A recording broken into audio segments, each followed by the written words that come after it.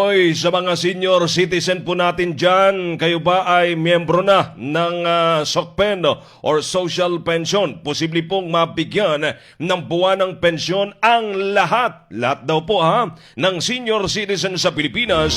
Ano man pong ang estado sa buhay, may pension man sa GSIS or SSS, mayaman man o mahirap sa ilalim po ng isinusulong ngayong Universal Social Pension Bill sa Kongreso.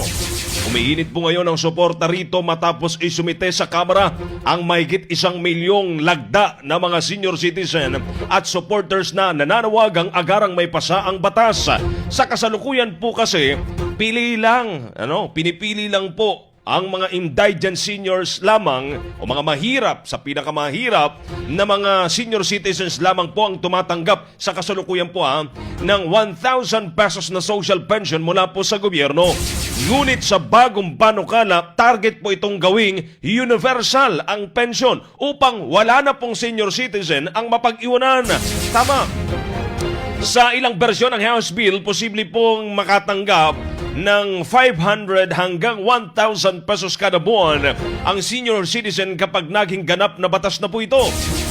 Marami namang senior citizen ang umaasang tuluyan na itong maaprubahan lalo na po sa patuloy na pagtaas ng presyo ng gamot, pagkain at iba pang gastusin sa araw-araw. Pero paalala po ng DSWD at mga fact-checkers, hindi pa po ito batas at wala pa pong opisyal na payout o registration na inilalabas ang gobyerno. Maaari umanong kumalat na o marami umanong kumakalat na fake news online na nagsasabing approve na raw ito kahit hindi pa man. Habang hinihintay ang magiging aksyon ng Senado Malacanang, maraming lolo at lola ngayon ang umasang hindi na naman ito mauwi sa isa namang pangakong mapapako tulad po ng mga naibalita po natin.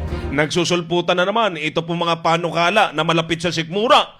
Tapos mapapako na naman bigla. Malapit na po kasi ang eleksyon.